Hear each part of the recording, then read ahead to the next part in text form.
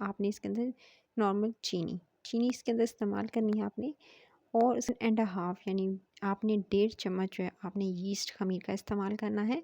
खमीर का इस्तेमाल फ़ील हो, जब तक दूध उबल रहा है आपने नीम गर्म हो चुका है, सो आपने इसके अंदर शामिल करना है तकरीबन 1 प्याली भर कर आपने इसके अंदर 3 मिनट इसको अच्छे से गूँध लेने के बाद फिर आपने इसके अंदर शामिल करना है तकरीबन 2 से 3 मिनट लगाए और अच्छे से डो को गूँधा, और डो को गूँधने के 20 से 25 मिनट में ये राइज़ हो जाएगा।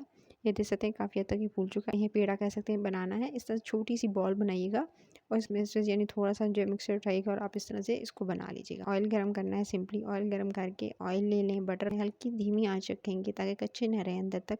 तो आप करेंगे 180 डिग्री पे और सिर्फ 15 टूट रहे हैं। थोड़ा-सा ठंडा मैंने होने नहीं दिया, बस डायरेक्ट क्योंकि बहुत ज़्यादा लगाएँगे तो मीठा ज़्यादा हो जाएगा। सो आपने जो है वो सिर्फ और सिर्फ वहाँ जो है वो इस तरह से मैंने इसको कवर करती गई थी, और कवर कर लेने के बाद करनी है ज़्यादा नहीं। बस इसके ऊपर करना चाहते हैं तो चीनी स्किप भी कर सकते हैं गाइस, लेकिन आप जो है ये दे सकते हैं। मज़ेदार सा नाश्ता हो चुका था रेडी। रेसिपी अच्छी लगे तो लाइक शेयर, चैनल को सब्सक्राइब ज़रूर कर लीजिएगा और बेल आइकन प्रेस करेंगे नोटिफिकेशन